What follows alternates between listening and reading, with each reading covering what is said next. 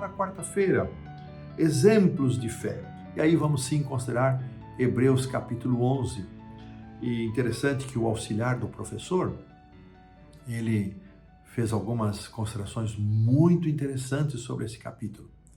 Primeira coisa muito interessante que eu achei foi ele dizer que esse é o único texto bíblico que define fé. E meus irmãos, vou pedir para a produção colocar novamente, reproduzir aqui o texto de Hebreus 11:1, mas dessa vez na versão Almeida Revista e Atualizada, que nós estamos aqui mais acostumados a utilizar.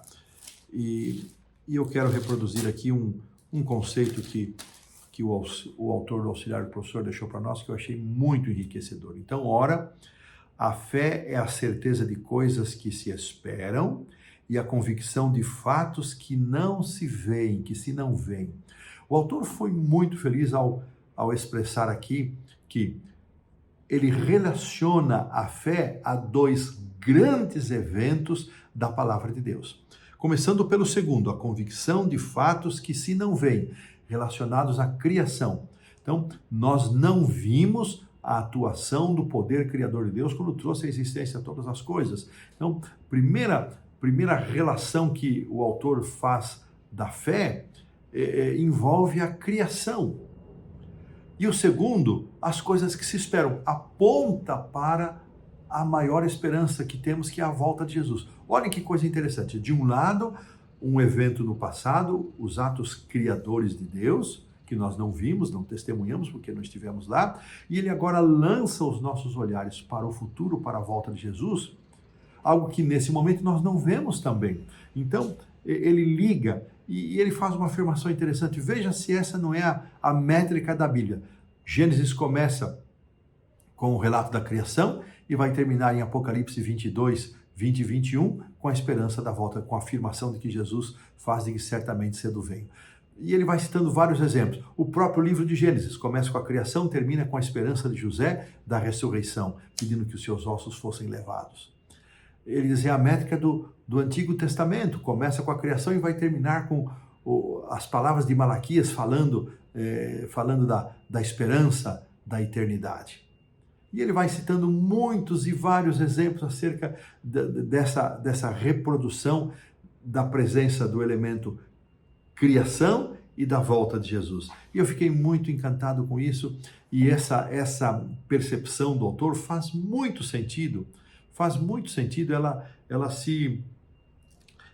se encaixa perfeitamente na nossa vivência religiosa como adventistas do sétimo dia. Como adventistas do sétimo dia, então olhamos para a volta de Jesus, proclamamos a nossa esperança, e quando mencionamos que somos adventistas do sétimo dia, nos referimos ao sétimo dia que está conectado aos eventos da criação. Olha que ligação linda, maravilhosa. A lição trouxe aqui, irmãos, cinco elementos aqui para nossa reflexão, e eu vou reproduzir esses elementos. Então ele pede, o que você espera hoje, mas que ainda não pode ver?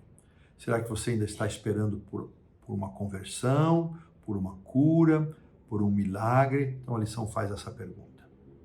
O que você espera hoje? Será que o que mais desejamos é algo que Deus pode fazer dentro de nós, na nossa dimensão de vida espiritual, de fé, ou nossa expectativa está mais para as coisas materiais? Mas isso cada um vai responder. Que papel a fé desempenha no seu testemunho e na sua conversão? Como é que você avalia a sua conversão, a sua fé e o testemunho que você hoje tem para oferecer?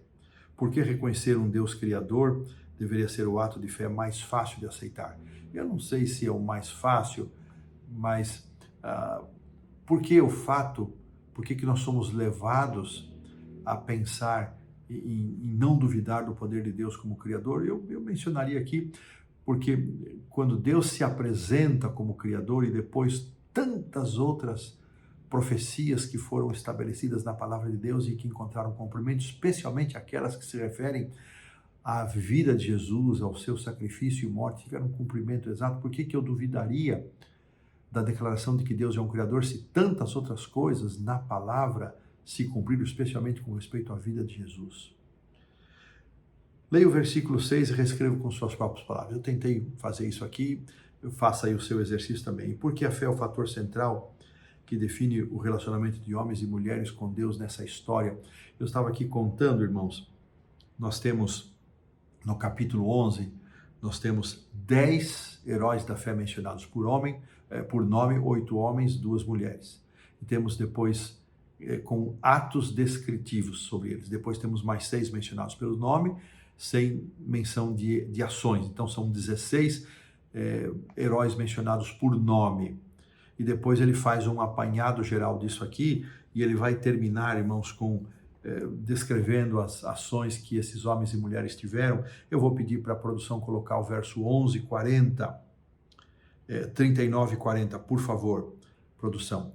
Ora, todos estes que obtiveram um bom testemunho por sua fé não obtiveram, contudo, a concretização da promessa, por haver Deus provido coisa superior a nosso respeito, para que eles, sem nós, não fôssemos aperfeiçoados. Olha que coisa mais linda, meus irmãos. Depois de enaltecer a vida, a conduta, o testemunho destes homens que tiveram suas falhas. Veja, aí está um Abraão que mentiu, você encontra a prostituta Raabe, você encontra outros, Davi que cometeu adultério e assassinato, você encontra aí as pessoas, né, que falharam, que não foram perfeitas, Jacó, que foi enganador, enfim. Deus diz o seguinte: eu estou provendo alguma coisa boa para você também, porque eles que fizeram tudo isso, eles não encontraram o galardão ainda. Irmãos, já pensou nisso? Que Deus está esperando para escrever o meu nome, o seu nome na galeria de heróis da fé, para que juntos nós e eles possamos receber o galardão? Ah, que Deus misericordioso.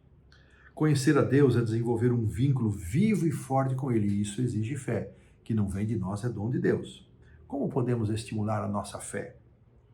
Então, vamos ver aqui que a autora sugeriu para nós. Primeiro, uma fé pequenina como um grão de mostarda, ela já é poderosa e suficiente para dar um start, fazer crescer o nosso relacionamento com Deus. Não precisa esperar ter uma grande fé. Uma fé pequenina, vamos começar assim.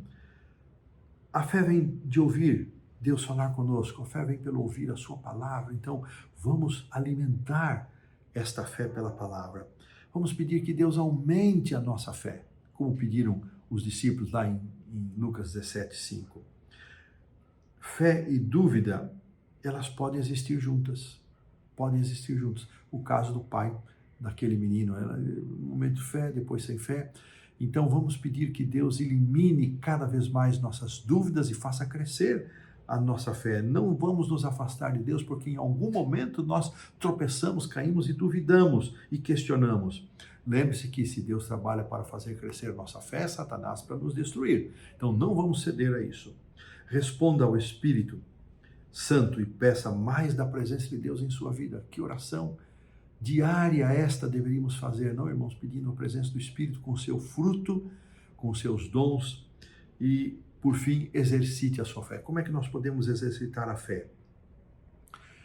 Buscando fortalecê-la na palavra de Deus, como já vimos, buscando confiar em Deus, recusar-se a duvidar, mesmo quando a dúvida se apresenta como uma forte tentação, e agindo em conformidade com o plano de Deus para a nossa vida.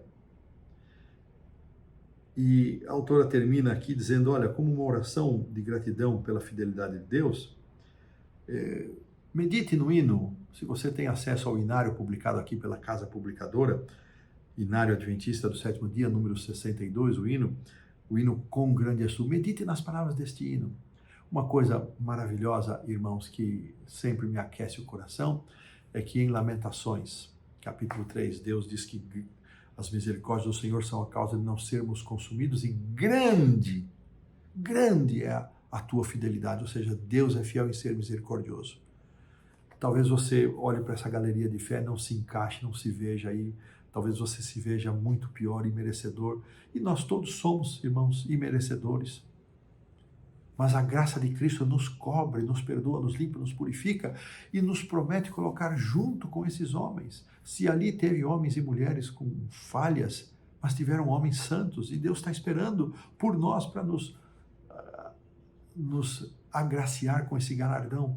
Então, vamos desenvolver a nossa fé mediante estes conselhos práticos, mas não há nada que substitua, irmãos, nada, a sentar-nos aos pés de Jesus, ouvir suas palavras e derramar a nossa alma perante Ele. Que Deus nos agracie, nos fortaleça com esses exemplos de fé e com a promessa de que Ele quer oferecer a cada um de nós o mesmo galardão que está garantido para esses heróis e heroínas da fé. Desta maneira, colocamos assim um ponto final na lição da quarta-feira.